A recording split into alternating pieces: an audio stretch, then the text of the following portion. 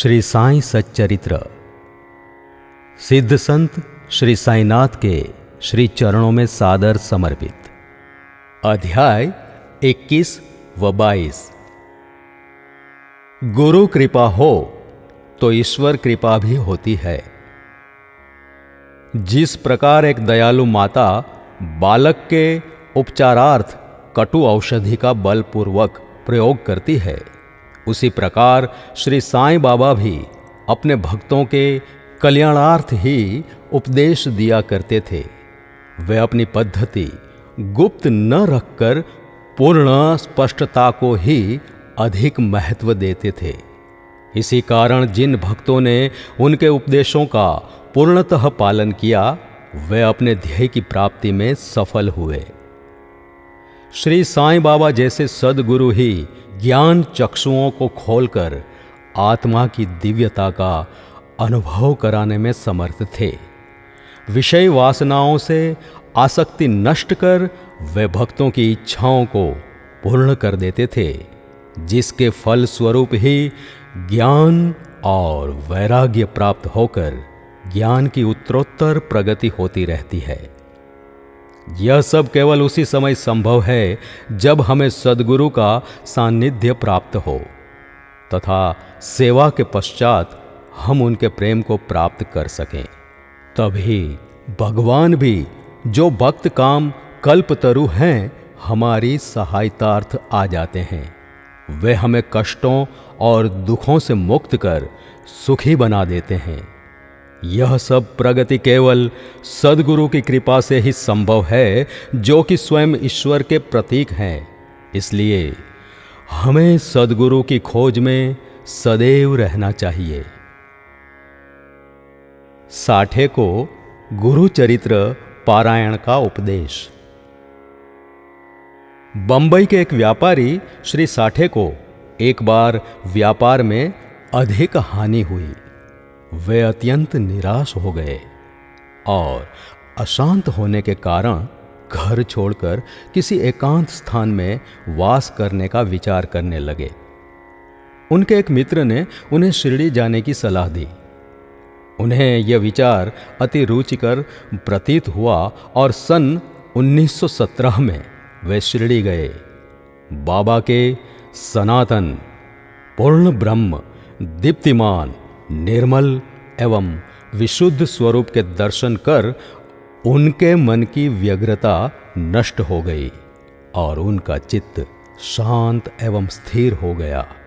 उन्होंने सोचा कि गत जन्मों के संचित शुभ कर्मों के फल स्वरूप ही आज मैं श्री साईं बाबा के पवित्र चरणों तक पहुंचने में समर्थ हो सका हूं। श्री साठे दृढ़ संकल्प के व्यक्ति थे, इसलिए उन्होंने शीघ्र ही गुरु चरित्र का पारायण प्रारंभ कर दिया। जब एक सप्ताह में ही चरित्र की प्रथम आवृत्ति समाप्त हो गई, तब बाबा ने उसी रात्रि को उन्हें एक स्वप्न दिया, जो इस प्रकार है। बाबा अपने हाथ में गुरु चरित्र लिए हुए हैं और श्री साठे को कोई विषय समझा रहे हैं तथा श्री साठे सम्मुख बैठे ध्यानपूर्वक श्रवण कर रहे हैं। जब उनकी निद्रा भंग हुई तो स्वप्न को स्मरण कर वे बहुत प्रसन्न हुए।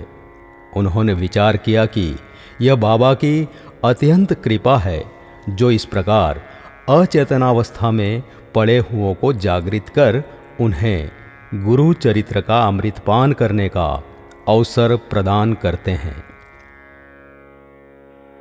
उन्होंने ये स्वप्न श्री काका साहेब दीक्षित को सुनाया और श्री साईं बाबा से प्रार्थना करने को कहा कि इसका यथार्थ अर्थ क्या है और क्या एक सप्ताह का पारायण ही मेरे लिए पर्याप्त है अथवा उसे पुनः प्रारंभ करूं। श्री काका साहेब दीक्षित ने उचित अवसर पाकर बाबा से पूछा कि हे देवा, उस दृष्टांत से आपने श्री साठे को क्या उपदेश दिया है? क्या वे पारायण सप्ताह स्थगित कर दें? वे एक सरल हृदय भक्त है, इसलिए उनकी मनोकामना आप पूर्ण करें और हे देवा, कृपा कर उन्हें इस स्वप्न का यथार्थ अर्थ भी समझा दे। तब बाबा बोले कि उन्हें गुरु चरित्र का 1 सप्ताह और पारायण करना चाहिए। यदि वे ध्यानपूर्वक पाठ करेंगे तो उनका चित्त शुद्ध हो जाएगा और शीघ्र ही कल्याण होगा। ईश्वर भी प्रसन्न होकर उन्हें भव बंधन से मुक्त कर देंगे। इस अवसर पर श्री हेमाड़ पंत भी वहां उपस्थित थे और बाबा के चरण कमलों की सेवा कर रहे थे। बाबा के वचन सुनकर उन्हें विचार आया कि साठे को केवल 1 सप्ताह के पारायण से ही मनोवांछित फल की प्राप्ति हो गई, जबकि मैं तो गत 40 वर्षों से गुरु चरित्र का पारायण कर रहा हूं, जिसका परिणाम अब तक न निकला। उनका केवल 7 दिनों का शिरडी का निवास सफल हुआ और मेरा गत 7 वर्ष का 1910 से 1917 तक का वास क्या व्यर्थ हो गया? चातक पक्षी के समान मैं सदा उस कृपाधन की राह देखा करता हूं जो मेरे ऊपर अमृत वर्षा करे। वे कब मुझे उपदेश देंगे? ऐसा विचार उनके मस्तिष्क में आया ही था कि बाबा को सब ज्ञात हो गया। हेमाड़ पंत का ऐसा विचार जानकर बाबा ने तुरंत ही आज्ञा दी कि श्यामा के यहां जाओ और कुछ समय उनसे वार्तालाप कर 15 दक्षिणा ले आओ। बाबा को दया आ गई थी, इसी कारण उन्होंने ऐसी आज्ञा दी। उनकी अवज्ञा करने का साहस भी किसे था? श्री हेमाड़ पंत शीघ्र श्यामा के घर पहुंचे। उस समय श्यामा स्नान कर धोती पहन रहे थे। उन्होंने बाहर आकर हेमाड़ पंत से पूछा, आप यहां कैसे? जान पड़ता है कि आप मस्जिद से ही आ रहे हैं, तथा आप ऐसे व्यथित और उदास क्यों हैं? आप अकेले ही क्यों आए हैं? आइए आइए, बैठिए और थोड़ा विश्राम तो कीजिए, जब तक मैं पूजनादि से निवृत्त हो जाऊं। तब तक आप कृपा कर पान आदि लें। इसके पश्चात ही हम और आप सुखपूर्वक वार्तालाप करेंगे। ऐसा कहकर वे भीतर चले गए। दालान में बैठे बैठे हेमाड़ पंत की दृष्टि अचानक खिड़की पर रखी नाथ भागवत पर पड़ी। नाथ भागवत श्री एकनाथ द्वारा महाभागवत के 11वें स्कंध पर मराठी भाषा में की हुई एक टीका है। श्री साईं बाबा की आज्ञा अनुसार श्री बापू साहेब जोग और श्री काका साहेब दीक्षित शिरडी में नित्य भगवद गीता का मराठी टीका सहित, जिसका नाम भावार्थ दीपिका या ज्ञानेश्वरी है, कृष्ण और भक्त अर्जुन संवाद, नाथ भागवत श्री कृष्ण उद्धव संवाद और एकनाथ का महान ग्रंथ भावार्थ रामायण का पठन किया करते थे। जब भक्तगण बाबा से कोई प्रश्न पूछने आते तो वे कभी आंशिक उत्तर देते और कभी उनको भागवत तथा प्रमुख ग्रंथों का श्रवण करने को कहते थे, जिन्हें सुनने पर भक्तों को अपने प्रश्नों के पूर्णतया संतोषप्रद उत्तर प्राप्त हो जाते थे। श्री हेमाड़ पंत भी नित्य प्रतिनाथ भागवत के कुछ अंशों का पाठ किया करते थे। उस दिन प्रातः मस्जिद जाते समय कुछ भक्तों के सत्संग के कारण उन्होंने अपना नित्य नियमानुसार पाठ अधूरा ही छोड़ दिया था।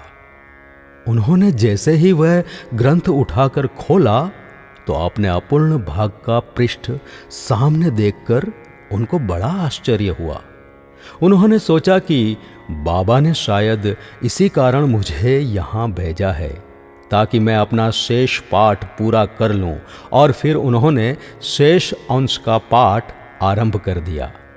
पाठ पूर्ण होते ही श्यामा भी बाहर आ गए और उन दोनों में इस प्रकार वार्तालाप होने लगा। श्यामा बोले कि इस परमेश्वर यानी कि बाबा की लीलाएं अथाह है, जिनका कोई पार नहीं। वे लीलाओं से अलिप्त रहकर सदैव विनोद किया करते हैं। इसे हम अज्ञानी जीव क्या समझें? बाबा स्वयं ही क्यों नहीं कहते? आप सरीखे विद्वान को मुझ जैसे मूर्ख के पास क्यों भेजा है? उनकी कार्य प्रणाली ही कल्पना के परे हैं। मैं तो इस विषय में केवल इतना ही कह सकता हूं कि वह लौकिक नहीं है। इस भूमिका के साथ ही साथ श्यामा ने कहा कि अब मुझे एक कथा की स्मृति हो आई है, जिसे मैं व्यक्तिगत रूप से जानता हूं। जैसी भक्त की निष्ठा और भाव होता है, बाबा भी उसी प्रकार उनकी सहायता करते हैं। कभी कभी तो बाबा भक्त की कठिन परीक्षा लेकर ही उसे उपदेश दिया करते हैं। उपदेश शब्द सुनकर साठे के गुरु चरित्र पारायण की घटना का तत्काल ही स्मरण करके हेमाड़ पंत को रोमांच हो आया। उन्होंने सोचा कि कदाचित बाबा ने मेरे चित्त की चंचलता नष्ट करने के लिए ही मुझे यहां भेजा है। फिर भी वे अपने विचार प्रकट न कर श्यामा की कथा को ध्यानपूर्वक सुनने लगे। उन सब कथाओं का सार केवल यही था कि अपने भक्तों के प्रति बाबा के मन में कितनी दया और स्नेह है। उन कथाओं का श्रवण कर हेमड़ पंत को आंतरिक उल्लास का अनुभव होने लगा। तब श्यामा ने इस प्रकार कथा कही। श्रीमती राधाबाई देशमुख की कथा। एक बार खासाबाद देशमुख की वृद्धा माँ श्रीमती राधाबाई देशमुख बाबा की कीर्ति सुनकर संगमनेर के लोगों के साथ शिरडी आई। बाबा के श्री दर्शन कर उन्हें अत्यंत प्रसन्नता हुई। श्री साईं चरणों में उनकी अटल श्रद्धा थी, इसलिए उन्होंने निश्चय किया कि जैसे भी हो बाबा को अपना गुरु बनाकर उनसे उपदेश ग्रहण किया जाए। आमरण अनशन का दृढ़ निश्चय कर अपने विश्राम गृह में आकर उन्होंने अन्न जल त्याग दिया और इस प्रकार 3 दिन व्यतीत हो गए। वृद्धा का ऐसा दृढ़ निश्चय देखकर बाबा ने उन्हें अपने पास बुलाया और मधुर उपदेश देकर उनकी मनोवृत्ति बदल दी। फलस्वरूप वृद्धा ने अपना उपवास त्याग दिया। यह कथा ध्यानपूर्वक एकाग्रता से श्रवण कर तथा उसके उपयुक्त अर्थ पर विचार कर हेमाड़ पंत को बड़ा आश्चर्य हुआ। उनका हृदय भर आया और उन्हें रोमांच हो उठा। अत्यंत आनंद विभोर हो जाने से उनका कंठ रूंध गया और वे मुख से एक शब्द भी न बोल सके। उनकी ऐसी स्थिति देख श्यामा ने पूछा कि आप ऐसे स्तब्ध क्यों हो गए?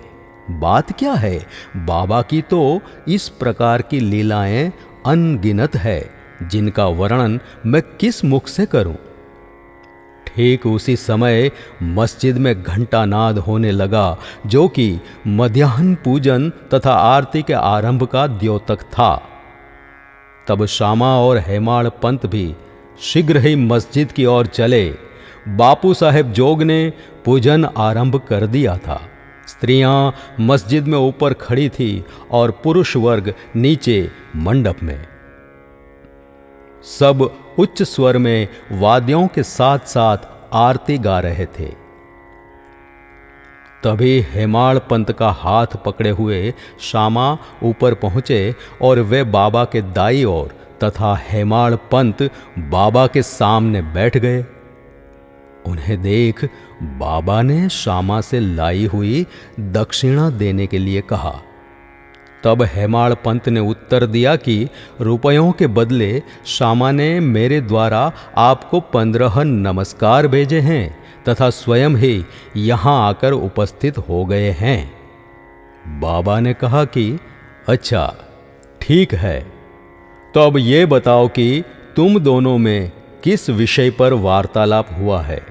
तब घंटे, ढोल और सामूहिक गान की ध्वनि की चिंता न करते हुए हेमाड़ पंत उत्कंठापूर्वक उन्हें वार्तालाप सुनाने लगे। बाबा भी सुनने को अति उत्सुक थे, इसलिए वे तकिया छोड़कर थोड़ा आगे झुक गए। हेमाड़ पंत ने कहा कि वार्ता अति सुखदायी थी, विशेषकर उस वृद्ध महिला की कथा तो ऐसी अद्भुत थी कि जिसे श्रवण कर मुझे तुरंत ही विचार आया कि आपकी लीलाएं अगाध है और इस कथा की ही ओट में आपने मुझ पर विशेष कृपा की है। तब बाबा ने कहा, वह तो बहुत ही आश्चर्यपूर्ण है। अब मेरी तुम पर कृपा कैसे हुई, इसका पूर्ण विवरण सुनाओ। कुछ काल पूर्व सुना वार्तालाप जो उनके हृदय पटल पर अंकित हो चुका था, वह सब उन्होंने बाबा को सुना दिया। वार्ता सुनकर बाबा अति प्रसन्न होकर कहने लगे कि क्या कथा से प्रभावित होकर उसका अर्थ भी तुम्हारी समझ में आया है? तब हेमाड़ पंत ने उत्तर दिया कि हाँ बाबा, आया तो है, उससे मेरे चित्त की चंचलता नष्ट हो गई है। अब यथार्थ में मैं वास्तविक शांति और सुख का अनुभव कर रहा हूं तथा मुझे सत्य मार्ग का पता चल गया है।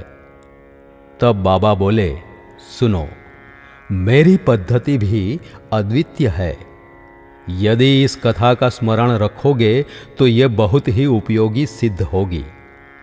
आत्मज्ञान प्राप्त करने के लिए ध्यान अत्यंत आवश्यक है और यदि तुम इसका निरंतर अभ्यास करते रहोगे तो कुप्रवृत्तियां शांत हो जाएगी।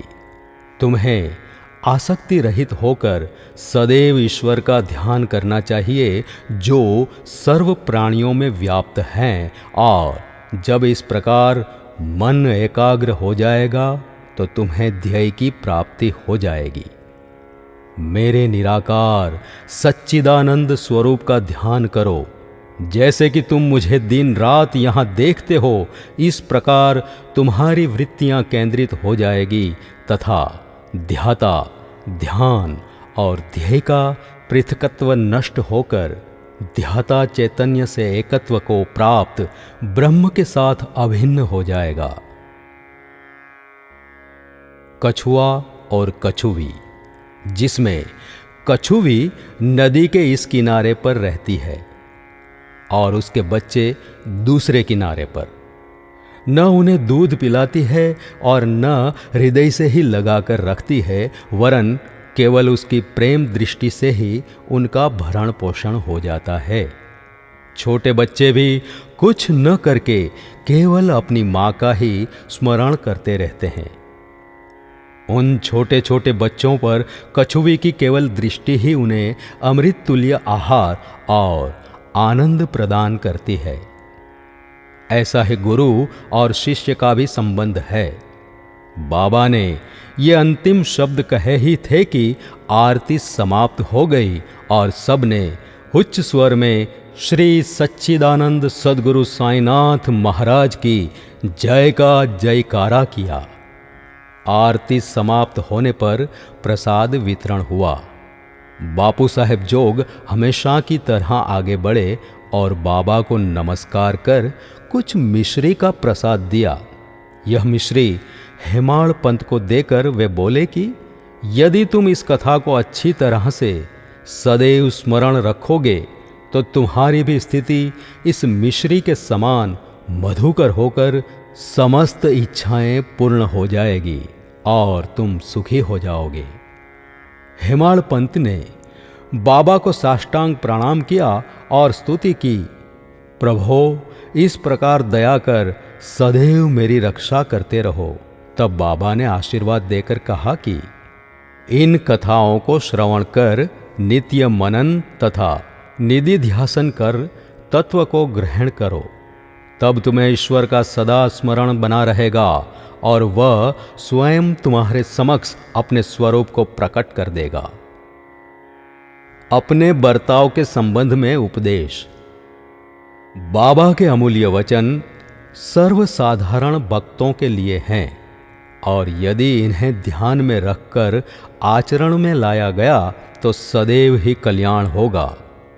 जब तक किसी से कोई पूर्व नाता या संबंध न हो तब तक कोई किसी के समीप नहीं जाता।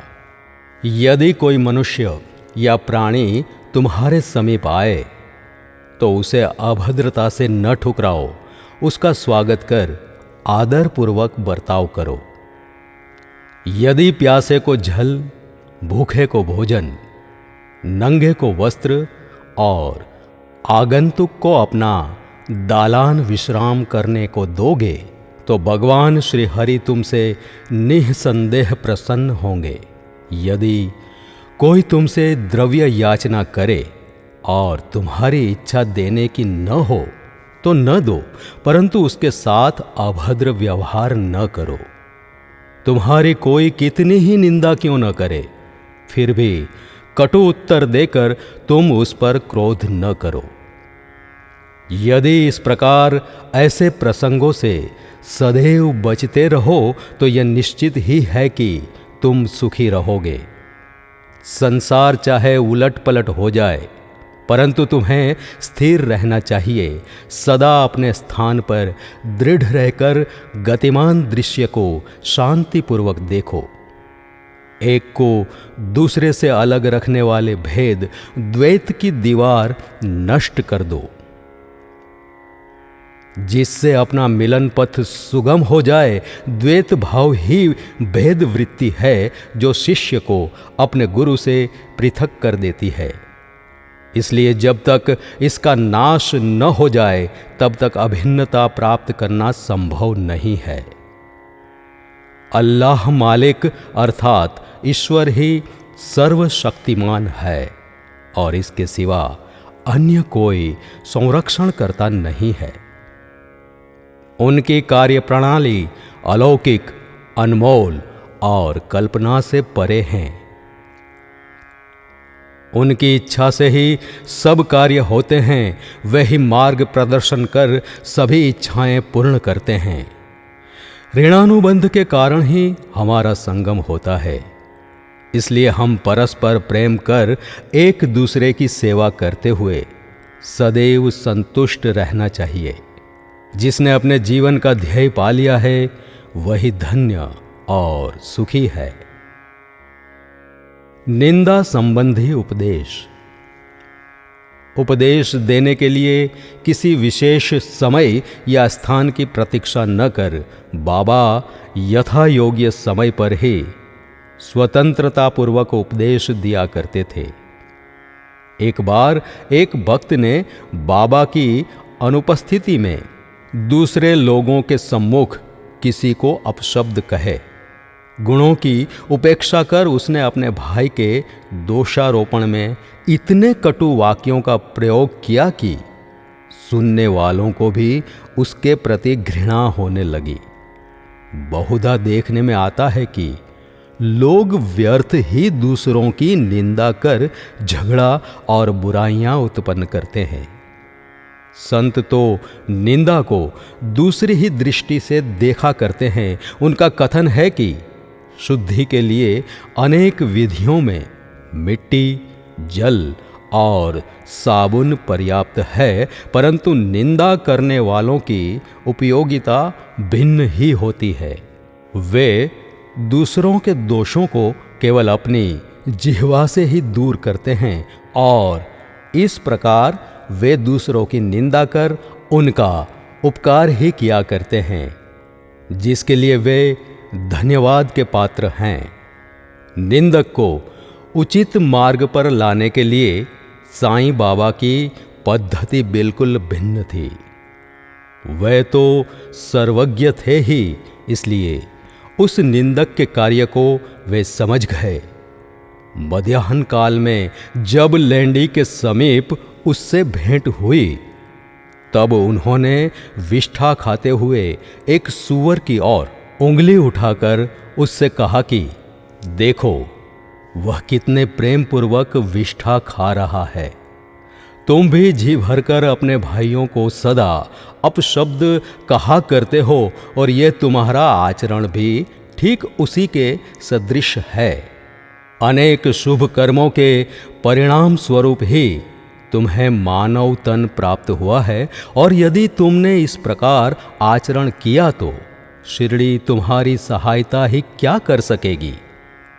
भक्त ने उपदेश ग्रहण कर लिया और वहां से चला गया।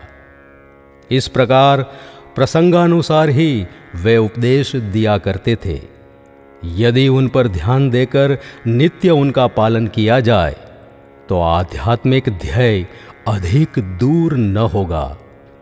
एक कहावत प्रचलित है कि यदि मेरा श्री हरि होगा तो मुझे चार पाई पर बैठे बैठे ही भोजन पहुंचाएगा। यह कहावत भोजन और वस्त्र के विषय में सत्य प्रतीत हो सकती है, परंतु यदि कोई इस पर विश्वास कर आलस्यवश बैठा रहे तो वह आध्यात्मिक क्षेत्र में कुछ भी प्रगति न कर उल्टे पतन के घोर अंधकार में घिर जाएगा। इसलिए आत्मानुभूति प्राप्ति के लिए प्रत्येक को अनवरत परिश्रम करना चाहिए, और जितना प्रयत्न वह करेगा उतना ही उसके लिए लाभप्रद भी होगा। बाबा ने कहा कि मैं तो सर्वव्यापी हूं और विश्व के समस्त भूतों तथा चराचर में व्याप्त रहकर भी अनंत हूं। केवल उनके भ्रम निवारणार्थ ही जिनकी दृष्टि में वे 3.5 हाथ के मानव थे, स्वयं सगुण रूप धारण कर अवतीर्ण हुए। इसलिए जो भक्त अनन्य भाव से उनकी शरण में आए और जिन्होंने दिन रात ही उनका ध्यान किया, उन्हें उनसे अभिन्नता प्राप्त हुई। जिस प्रकार की माधुर्य और मिश्री लहर और समुद्र तथा नेत्र और ज्योति में अभिन्नता हुआ करती है, जो आवागमन के चक्र से मुक्त होना चाहें वे शांत और स्थिर होकर अपना धार्मिक जीवन व्यतीत करें। दुखदायी कटु शब्दों के प्रयोग से किसी को दुखी न कर सदैव उत्तम कार्यों में संलग्न रहकर अपना कर्तव्य करते हुए अनन्य भाव से भय रहित हो उनकी शरण में जाना चाहिए, जो पूर्ण विश्वास से उनकी लीलाओं का श्रवण कर उनका मनन करेगा तथा अन्य वस्तुओं की चिंता त्याग देगा, उसे निसंदेह ही आत्मानुभूति की प्राप्ति होगी। उन्होंने अनेकों से नाम का जाप कर अपनी शरण में आने को कहा, जो यह जानने को उत्सुक थे कि मैं कौन हूँ। बाबा ने उन्हें लीलाएं, श्रवण और मनन करने का परामर्श दिया। किसी को भगवत लीलाओं का श्रवण, किसी को भगवत पाद पूजन, तो किसी को अध्यात्म, रामायण व ज्ञानेश्वरी तथा धार्मिक ग्रंथों का पठन एवं अध्ययन करने को कहा। अनेकों को अपने चरणों के समीप ही रखकर अनेकों को खंडोबा के मंदिर में भेजा तथा अनेकों को विष्णु सहस्र नाम का जाप करने व छांदोग्य उपनिषद तथा गीता का अध्ययन करने को कहा।